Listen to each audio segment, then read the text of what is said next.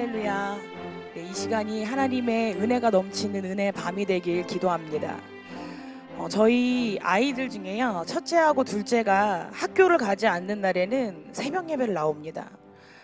처음에는 초등학교 1학년인 이제 첫째 아이가 새벽 예배를 나오기 시작을 했어요. 그래서 이제 엄마와 함께 예배를 드렸는데, 이제 자기 전에 늘 물어봐요. 토요일 날 저녁에 내일 새벽 예배 갈 거야? 이렇게 물어보면 이제 우리 아이가 뭐 내일 갈 거야 라고 이야기를 합니다. 근데 그 소리를 몇 주째 듣던 한 아이가 있습니다. 누구냐면 둘째예요. 어느 날 그 둘째가 또 이야기하더라고요.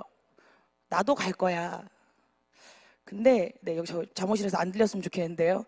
둘째 아이가 남자아이고 이제 5살짜리 아이다 보니까 에너지가 넘쳐서 막 가만히 있지 않아요. 조금만 흥분하면 막 소리 지르고 막 이러거든요. 그러니까 별로 죄송해요, 탐탁하지 않은 거예요, 제 입장에서. 첫째 아이는 가만히 예쁘게 앉아서 예배를 드립니다. 끝까지 이렇게 드려요. 근데 둘째는 믿을 수가 없는 거예요. 근데 그 다음날 주일이 제가 이제 인도를 하는 주일이었단 말이에요. 그러니까 아이들 둘이 앉아서 예배를 드려야 하는 거예요. 그래서 우선 알았다고 하고 잤습니다. 그래서 이제 사실 둘째 아이를 깨울 생각은 없었거든요. 그리고 이제 새벽에 일어나서 저는 이제 예배 준비를 마쳤어요. 그랬는데도 시간이 조금 남아 있었어요. 그래서 아이들을 아직 안 깨웠는데, 그때 저 깜깜한 방에서 누가 후다다닥 하는 소리가 나오는 거예요. 봤더니 둘째가 깨가지고 새벽 예배를 간다고 일어나서 나온 겁니다. 그때가 한 새벽 예배 15분 전이었어요. 근데 이 아이가 너무 기대를 했나 봐요. 나왔는데 코피가 죽 나는 거예요. 이제 이 시간이 원래는 제가 이제 인도가 있는 날은 일찍 준비를 하고 이렇게 말씀을 한번 훑어보고 기도하고 막 이러는 시간이거든요. 근데 이 아이가 일어나서 이제 코피가 막 나잖아요. 그래서 코를 막 막아줬어요. 그런데 피가 많이 나는 거예요. 피가 많이 나서 코에 꼽자마자 막 다시 피가 막 나오는 게 보였습니다. 속으로 얘 놓고 갔으면 좋겠는데 이런 마음이 들었어요. 남편을 깨울까? 근데 코피 났다고 가지 말라고 하면 또 아이가 상처받을 것 같아요. 근데 얘는 상처받고 막 울고 그러면 막 엄청 시끄럽게 울거든요. 막 으아 막 이렇게 울면 저희 집에 최강인 셋째가 깨어나거든요. 무슨 일이야 하고 깨어나면 이제 일이 커지니까 조용히 막 빨리 수습을 하는 거예요.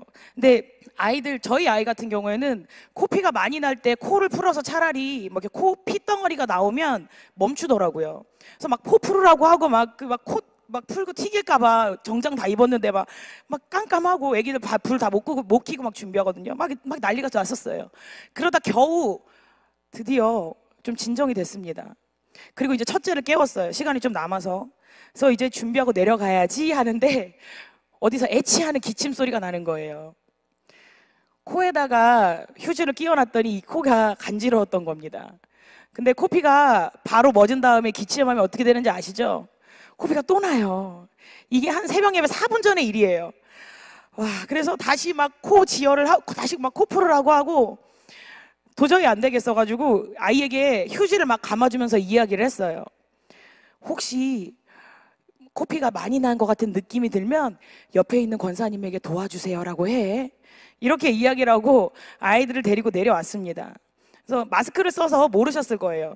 근데 그러고 나니까 새벽 예배 시작하기 1분 전이더라고요. 그래서 예배를 드렸습니다. 근데 정말 감사하게 둘째 아이가 너무 예쁘게 앉아서 예배를 드렸거든요. 그리고는 이제 그 다음 주부터는 항상 아이들에게 물어봐요. 내일 새벽 예배 갈 거야? 하면 둘 다 간다고 이야기를 해요. 그런데요, 이 아이들이 왜 새벽 예배를 나오는지 아시나요? 저희 첫째 같은 경우는 눈치가 빨라서 막 할인이 왜 새벽 예배 나와? 그러면 하나님을 사랑해서 라고 막 이야기해요. 그런데 사실 가장 큰 이유는요, 새벽 예배를 따라오면 보상이 주어지기 때문이에요. 예배를 끝나고 나면 제가 아이들과 가는 곳이 있습니다. 바로 맥도날드입니다. 그 시간대에 맥도날드만 열었어요. 그래서 드라이브 스루해서 차를 끌고 가서 아침 메뉴를 사갖고 와갖고 먹습니다. 아이들이 그 시간이 너무 좋은 거예요. 예전에 제가 이제 둘째 임신했을 때 하브르타라는 그 유대인 교육을 들었는데 그때 굉장히 인상 깊었고 나도 정말 이런 거 해보고 싶었다. 이것 중에 하나가 뭐냐면 유대인들 가족들은 한 번에 모여서 같이 식사를 할 때 막 몇 시간씩 식사를 한대요. 굉장히 오랫동안 막 친교하고 나누면서 식사를 한다고 해요. 근데 그 가족들만의 그 추억의 음식 같은 게 있대요. 뭐 예를 들어서 엄마가 김치찌개를 잘하면 뭐 김치찌개, 뭐 그리고 엄마가 막 떡볶이 잘하면 떡볶이, 뭐 이런 게 있는 거예요. 늘 그 음식을 먹으면서 대화를 하기도 하고 하는 거예요. 그래서 그게 너무 저는 부러웠던 거예요. 그래서 나중에 우리 아이들이 크면 우리 집도 그런 가족만의 음식이 있었으면 좋겠다라고 생각을 했는데 의도하지 않게 저희 집 가족의 추억의 음식으로 지금 맥도날드 아침 메뉴가 지금 굳어지고 있습니다. 새벽에 다른 데 문을 안 열어가지고 그러고 있습니다. 근데 이 아이들이 그렇게 와서 이렇게 막 그 같이 먹고 그리고 애들은 다시 자거든요. 근데 그러면서도 그 맥도날드 그 아침에만 파는 메뉴입니다. 그게 맥머핀을 먹는 게 너무 애들이 행복한 거죠. 그리고 또 하나의 이유가 있습니다. 새벽 예배를 굳이 나오는 그 또 하나의 이유는 결핍 때문입니다. 제가 사역을 하면서 이제 아이들과 함께 할 수 있는 시간이 좀 적었어요. 작년에는 코로나 때문에 이제 새벽 예배를 한참을 못 드렸잖아요. 그래 못 드릴 때 저녁 기도회를 저희가 했습니다. 근데 그 저녁 기도하는 시간에 누가 아이들을 재웠을까요? 저희 집은 8시면 남편이 아이들을 재우려고 눈에 불을 켜기 시작을 해요. 그때가 저희 이제 기도회 하기 전이었잖아요. 기도회도 아직 시작하지 않은 시간인데 아이들을 재워야 하는 거예요. 그래서 저희 아이들이 일찍 자거든요. 맨날 아빠가 재우는 거예요. 이게 며칠 가는 동안 애들이 괜찮았는데 시간이 지날수록 이건 아니다 싶은 거예요. 맨날 엄마가 재워줬는데 아빠랑 자면 엄마랑 자면 막 이렇게 굴러다니고 비비고 이러는데 아빠랑 자면 아이들이 차렷하고 자거든요. 이불 딱 덮고. 그러고 자는데 애들이 이게 며칠 지나다 보니까 도저히 못 참겠나 봐요. 그래서 저녁 기도회 가려고 하는데 문 앞을 막더라고요. 못 가게. 엄마랑 지내는 시간이 이렇게 좀 적어지다 보니까 엄마의 사랑에 대한 결핍이 좀 생긴 것 같아요. 그래서 첫째가 새벽 예배를 따라오기 시작을 한 겁니다. 왜? 새벽 예배를 드리고 나면 엄마랑 둘만의 시간을 할 수 있는 거예요. 둘만 맛있는 걸 먹고 이야기를 할 수 있고. 근데 그걸 보던 눈치 빠른 둘째가 이제 따라 나오기 시작을 한 겁니다.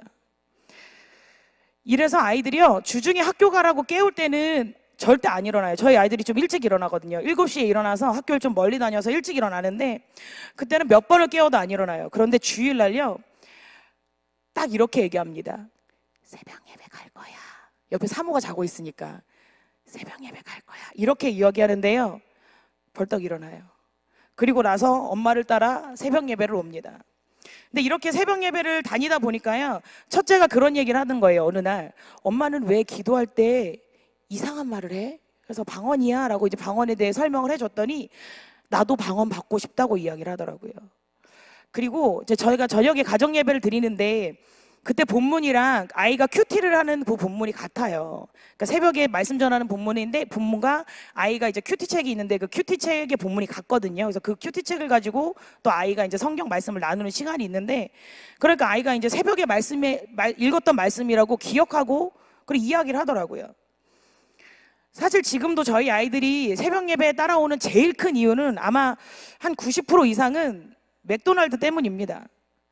그런데 엄마와 함께하는 시간, 이 결핍으로 인해서 아이들이 새벽에 일어나 함께 예배를 드리기 시작을 하고요.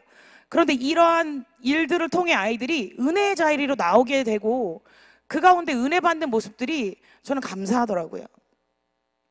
이 유대인 교육법 중에 오늘 유대인 교육법을 조금 이야기를 하는데 아이들에게 반드시 결핍을 갖게 하라라고 이야기합니다. 우리 아이들 같은 경우는 그렇게 생각하잖아요. 부족한 것 없이 키워야 돼. 우리 아이들 어디 가서 기죽지 않게 키워야 돼 라고 생각을 하는데 유대인들은 반대로 아이들을 키워요. 왜냐하면 결핍이 아이들을 성장시킨다고 하기 때문이에요. 그래서 아이들이 생일이 있잖아요. 우리나라 같은 경우는 생일 파티에 엄마들이 막 그 식당 빌려서 그렇게 한다는 아이들도 들었어요. 그런데 그 아이들은 어떻게 하냐면 자기들이 계획서를 짜요. 내 생일에는 뭐를 하겠다. 이런 계획서랑 예산을 짭니다. 어린 아이들이요. 그리고 나면 이 예산을 어떻게 얻어야 될지를 고민을 해요. 내가 뭐를 갖다가 만들어서 팔아볼까? 아니면 뭐 엄마 심부름을 하고 내가 얼마씩 벌어볼까?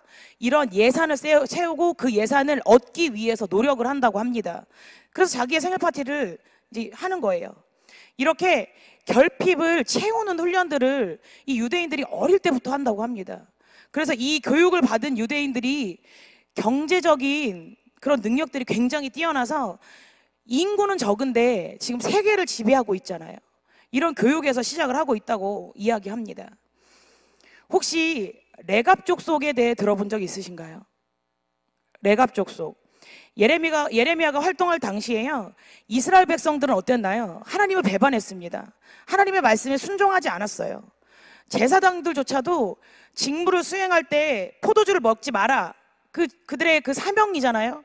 그런데 그 율법을 범하고 그 당시 제사장들조차도 술 취하고 방탕한 생활을 할 정도로 그렇게 이스라엘이 하나님과 멀리 있었던 때입니다. 그러니까 백성들은 또 얼마나 많은 죄를 짓고 있었겠어요. 근데 어느 날 하나님이 예레미야에게 말씀하십니다.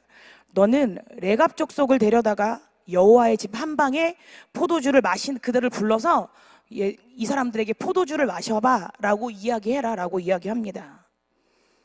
예레미야가 이제 하나님의 말씀에 순종을 해서 그 사람들을 불렀겠죠.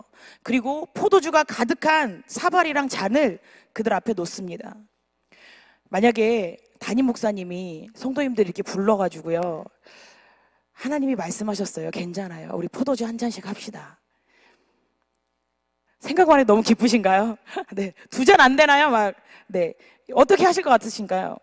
목사님 말씀하시는데, 하나님 말씀하셨다고 하는데, 그런데요, 이때 레갑 족속이 이 예레미야의 청을 단호하게 거절을 해요. 왜냐하면 이들은 선조인 요나답으로부터 받은 유언이 있습니다. 뭐냐면 너희는 포도주를 먹지 말라라는 거예요.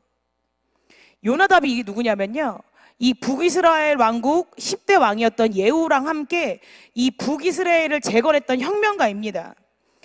그 남유다는 아들이 왕이 됐잖아요. 아빠가 왕이면 아들이 왕이었어요. 그런데 북이스라엘은 그렇지 않고 왕권이 어떻게 바뀌었냐면 쿠데타를 통해 바뀌었습니다.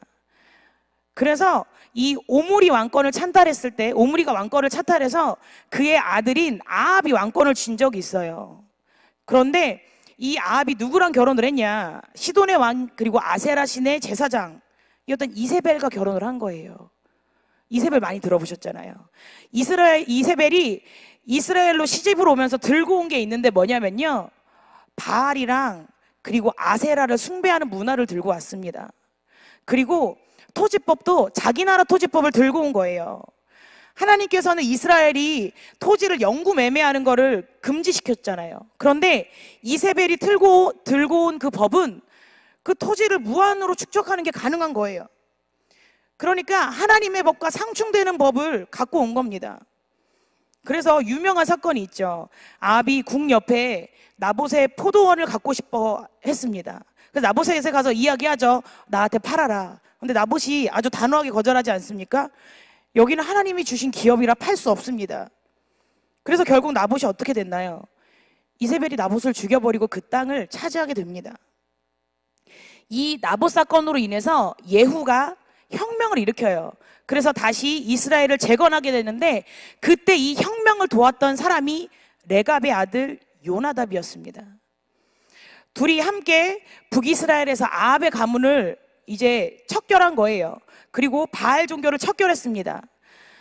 이런 상황이니까요, 이 레갑이라는 사람이, 요나답이라는 사람이 이 당시 이 나라에서도 굉장한 지위가 있지 않았을까요?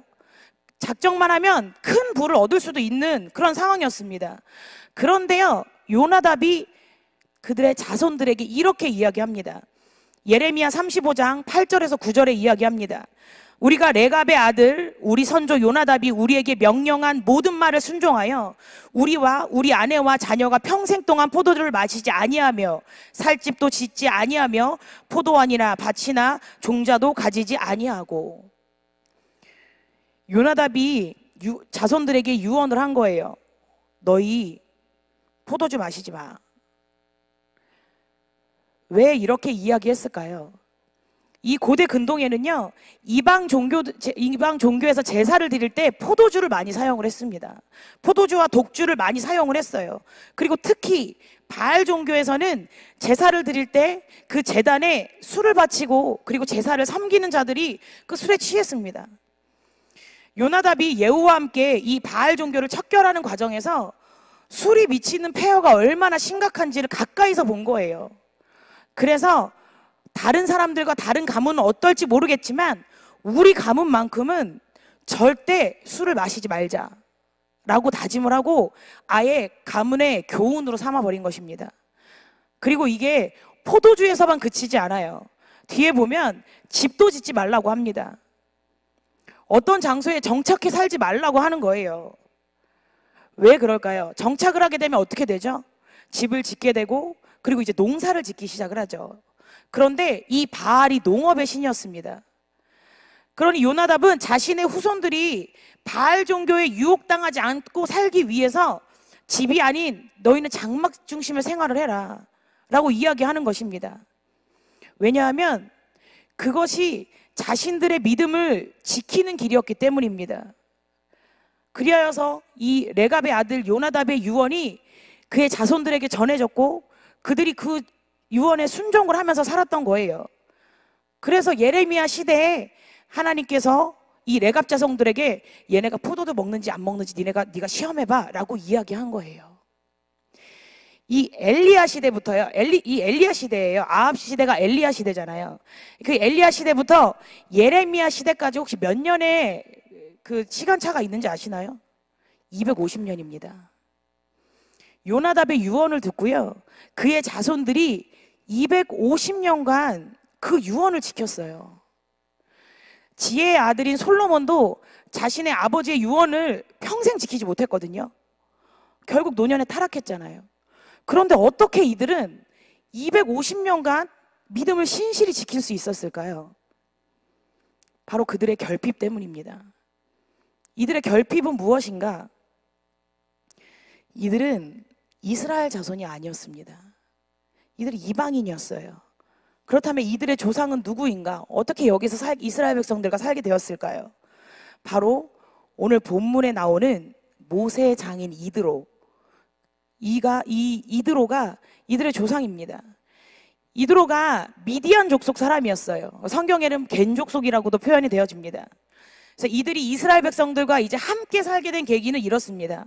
민수기 10장 29절에서 33절에 보면 모세가 모세의 장인 미디암 사람 르우엘의 아들 호밥에게 이르되 여호와께서 주마하신 곳으로 우리가 행진하나니 우리와 동행하자. 그리하면 선대하리라.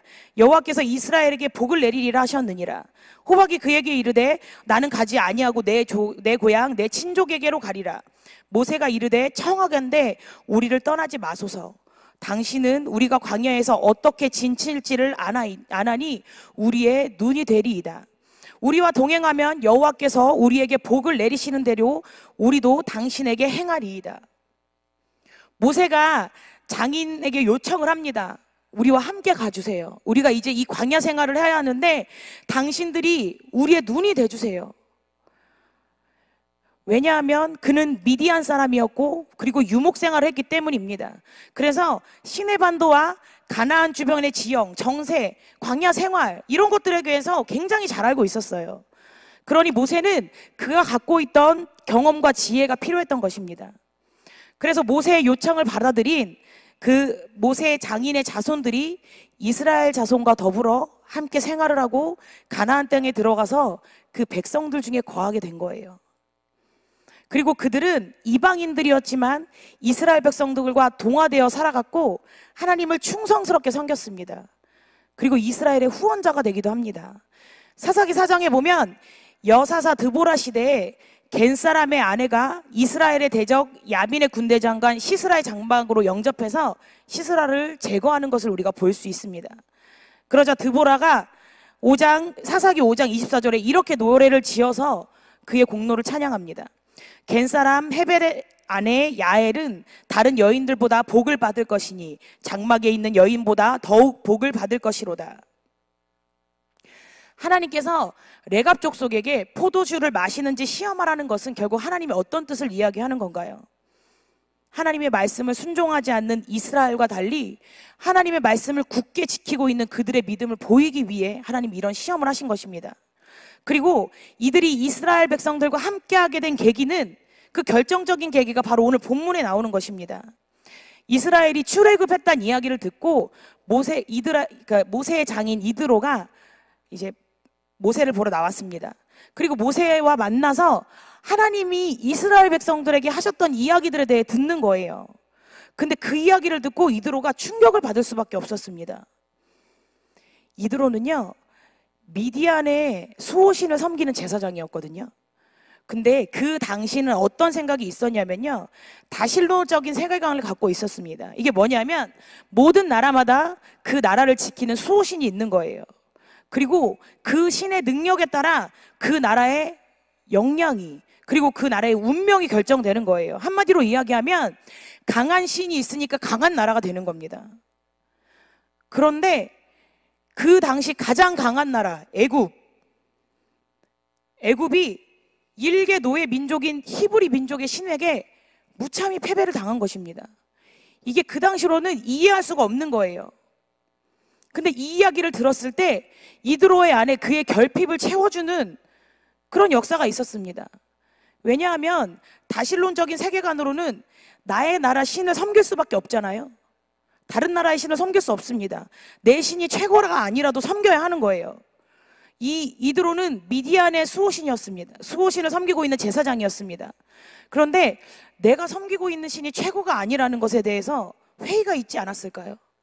그런데 모세의 이야기를 통해서 이스라엘을 출애굽시킨 하나님의 능력을 본 것입니다. 그때 그의 결핍이 채워지는 거예요. 그래서 이드로가 이렇게 고백합니다. 본문 11절, 내가 이제 알았도다. 여호와는 모든 신보다 크심으로 이스라엘에게 교만하게 행하시는 그들을 이기셨도다. 이드로가 이제 가장 큰 신, 가장 위대한 신을 만나게 된 것입니다. 나라의 크기가 신의 능력을 말해준다고 생각했는데 그게 아닌 거예요. 하나님에 관해 듣고는 여호와 하나님만이 유일한 신이구나, 이런 참된 진리를 발견하게 되는 것입니다. 그리고 나서 12절에 이드로가 이렇게 행동합니다. 모세의 장인 이드로가 번제물과 희생제물들을 하나님께 가져오매 아론과 이스라엘 모든 장로가 와서 모세의 장인과 함께 하나님 앞에서 떡을 먹으니라. 그가 바로 하나님 앞에 예배를 드립니다. 번제물과 희생물을 하나님 앞에 드리면서 하나님을 예배하고 하나님의 위대하심, 하나님의 그 위대하심을 발견하고 찬양하는 거예요. 이드로는 이스라엘 백성이 아니었지만 하나님을 섬기기로 작정한 것입니다. 그러니 그가 더 열심히 하나님을 섬길 수밖에 없는 것입니다. 왜요? 이방인인 자신들을 품어주고 그리고 동일한 복을 내려준다고 이야기하신 하나님 앞에 더 헌신할 수밖에 없는 거예요. 민수기 10장 32절에 모세는 광야에서 함께 동행할 것을 제안하면서 이렇게 이야기하죠. 우리와 동행하면 여호와께서 우리에게 복을 내리시는 대로 우리도 당신에게 행할 것입니다. 그들이 이스라엘 백성과 동행하면 결국 여호와의 복도 받게 되는 것입니다. 이스라엘 백성들은 하나님이 불러서 이끄신 민족이잖아요. 그래서 하나님의 은혜를 당연하게 생각했던 모습들이 우리가 출애굽을 같이 말씀을 나누면서 너무 당연하게 봤죠. 그래서 어떻게 하냐요? 목마르면 불평하고 배고프면 불평하고 늘 불평을 하잖아요. 저희 집에 아이들 이야기 이제 잘 안 하려고 하는데 세 아이가 있어요. 근데 첫째랑 둘째가 엄마 아빠의 식성을 좀 닮았어요. 그래서 여기도 아마 대부분 그러시겠지만 아이들 키우면서, 그러니 어떻게 되나요? 애들이 커갈수록 내가 좋아하는 것만 먹으려고 하잖아요. 오늘도 이제 저녁 예배 드리기 전에 제가 조금 피곤해서 이렇게 누워 있는데 밖에서 막 역정내는 소리가 들리더라고요, 아빠가. 그랬더니 둘째, 셋째는 너무 잘 먹는데 첫째는 또 그게 별로 안 좋았던 거예요, 오늘 해준 밥이. 그러니까 또 막 또 깨작깨작 먹으니까 먹지 마라, 그럴 거면 놔라, 막 이런 얘기 막 들었거든요. 그런데요, 셋째는요 뭐든 잘 먹어요. 저희 아이가요, 다른 아이들은 밥을 차리고 막 계속 부르거든요. 밥 먹어, 밥 먹어야 와요. 그리고 또 막 맛없 별로 안 좋게 막 이렇게 와서 막 뭐 있나 본단 말이에요. 근데 셋째는요, 빈상에 숟가락만 놔도 춤추면서 옵니다. 네. 그리고 앉아서 막 얘기해요. 마마, 마마. 네. 그리고 언제나 척기인 듯이, 마치 저희가 아무것도 안 먹인다는 듯이 밖에 나가서도 그렇게 잘 먹어요. 그래서 유치원에서 어린이집 노트에 늘 식사량 많음 이렇게 적어서 와요. 늘 많이 먹어. 어느 날 보통이에요. 그래서 오늘 선생님, 오늘은 아기가 밥을 보통으로 먹었네요. 네, 어머니 아침에 죽을 2그릇 먹었거든요. 이렇게 얘기해요. 집에서 먹고 갔거든요. 네, 굉장히 좋아해요. 왜 이럴까요? 이 아이가 어릴 때 이제 이유식을 하잖아요. 이유식을 하면 맛있는 걸 못 먹여요. 근데 이 아이가 어릴 때도 첫째, 둘째가 좀 커 있으니까 과자 같은 거 막 맛있는 걸 먹는데 그 아이 늘 맨날 보고만 있는 거예요. 난 왜 안 주지? 왜 난 저걸 먹을 수 없을까? 얼마나 고민하고 슬퍼했을까요? 그러다 맛을 봤는데 이게 어떤 거예요? 너무 맛있는 거예요. 세상에 이런 맛이. 이제 이 아이가 문장으로 말을 하기 시작을 했어요. 그런데 집에 오면 아이가 그렇게 이야기한대요. 아빠 맘마 주세요. 이렇게 이야기를 한대요. 그리고 며칠 전에 자려고 누웠습니다. 누워서 불을 다 껐는데 갑자기 이 아이가 말합니다. 엄마 망고 주세요. 네, 이 아이가요 늘 먹을 거 생각만 하고 있는 거예요. 예전에 새벽 예배에서도 나눈 적이 있는데 이 셋째가 제가 일어날 때 일어나요. 왜냐하면 엄마가 일어나서 뭐를 먹는 걸 알거든요. 엄마가 일어나 맛있는 걸 먹는 걸 알기 때문에 아무리 피곤해도 셋째가 일어나는 거예요. 엄마 일어나는 소리가 들리면 막 부스럭부스럭 일어나서 막 따라와요. 그래서 나도 먹자고 그렇게 이야기를 하거든요. 이 아이를 보면서 그런 생각을 했어요. 결핍이 생기면요 늘 그걸 갈망하게 돼 있는 거예요. 그것을 얻기 위해 무슨 노력이든 하게 되는 겁니다. 제가 오늘 좀 의도적으로 결핍이라는 단어를 많이 사용을 했는데 이 결핍의 다른 말이 간절함이잖아요. 이드로에게는 참 신을 만나고 싶은 간절함이 있었습니다. 그러니 하나님의 이야기를 들었을 때 하나님을 찬양하고 예배할 수밖에 없는 거예요. 내가 여태까지 찾던 분이 이분이구나. 내가 진짜 신이라고 생각했던 분이 이런 분이구나. 그의 관심, 그의 모든 생각이 그 간절함에 꽂혀 있었으니까 듣자마자 아는 거예요. 그리고 어떻게 하나요? 자신이 버리던 신을 내려놓고 그리고 하나님을 섬기게 된 것입니다. 그러면서 하나님이 이스라엘 백성들을 도와주면 이스라엘 백성들에게 받는 복을 받게 하겠다라는 것들, 그것이 자신에게 얼마나 큰 복된 소식이었을까요? 이스라엘 백성들이 아니기에 그들은 자격 없는 내가 은혜를 받았구나라는 생각을 하게 되는 거예요.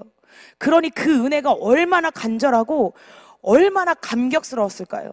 그러니 하나님 말씀에 더 순종할 수밖에 없는 것입니다. 자신의 간절함, 이 결핍이 채워지는 순간이었기 때문입니다. 그러니 그의 자손들 역시 이스라엘 백성들과 함께 살지만 늘 그런 생각이 있는 거예요. 나는 이방인이다. 나는 은혜 받을 만한 자격이 없는데 정말 하나님의 은혜를 받고 있는 거다라는 생각이 있으니 하나님을 섬기는데 방해가 될 것 같으면 너희 포도주 마시지 마. 사는데 좀 불편하더라도 하나님을 버리는 것보다 우리가 좀 가난하게 사는 게 나아. 우리가 집을 버리는 게 나아. 왜? 그게 진정 우리의 구원자이신 하나님을 굳게 믿고 따르는 길이기 때문이야 라고 이야기하는 거예요. 우리는 그런 은혜를 받을 수 없는 민족인데 하나님께서 우리를 구원해 주신 거야. 그 은혜가 얼마나 큰지 집과도 그리고 포도주와도 바꿀 수 없다라고 고백하는 삶을 그의 후손들이 살게 된 것입니다. 인간은 하나님을 떠나면 결핍을 갖게 되는 존재입니다. 아담과 하와가 에덴 동산에서는 아무 걱정 없이 살았잖아요. 그런데 뱀이 하와를 유혹하면서 그들이 하나님을 떠난 뒤로 하나님과의 사이가 단절되면서 인간들이 결핍이 생겼습니다. 그 결핍의 본질은 하나님을 향한 건데 그들은 그 원인을 모르는 거예요. 그래서 사탄은 뭐라고 이야기하냐면요, 이 결핍은 내가 해결할 수 있는 거야. 이 결핍은 네가 해결할 수 있어. 네가 돈을 많이 벌면 돼. 네가 열심히 살면 돼. 네가 좋은 직장에 들어가면 돼. 그러면 너의 결핍이 채워질 거야 라고 이야기합니다. 그런데 인간에게 생긴 결핍은 절대 인간 스스로 채울 수가 없는 걸 우리가 알 수 있습니다. 왜냐하면 그건 하나님과의 관계의 단절로 생긴 거거든요. 그렇기 때문에 하나님과의 관계를 회복해야만 우리의 결핍이 채워지는 것입니다. 그런데 이게 우리의 힘으로 가능한가요? 그렇지 않기 때문에 하나님께서 그의 아들이신 예수 그리스도를 이 땅에 보내주셔서 그의 전적인 은혜로 우리를 구원해 주신 것입니다. 그렇기 때문에 우리는 하나님을 만나야 우리 안에 결핍, 이 우리 안에 간절함이 채워지게 되는 것입니다. 오늘 이드로는 하나님을 믿어서 그의 삶의 결핍을 해결받았습니다. 그리고 하나님의 은혜로 자신뿐만이 아니라 자손들까지 구원받는 은혜를 누리게 되었습니다. 우리 역시 이러한 은혜를 받은 자들입니다.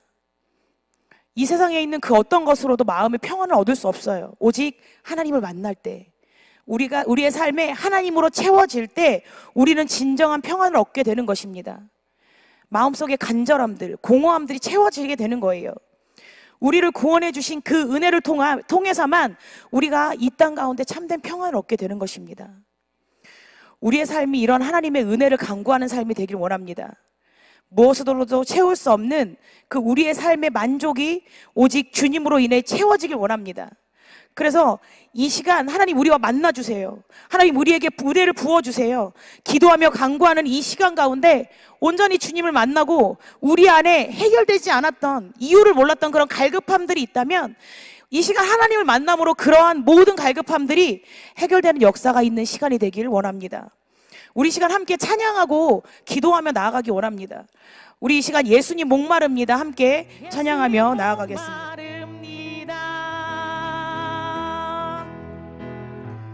오시여 기름 부으소서. 주님을 사모합니다. 오셔서 채워주소서. 성령의 불로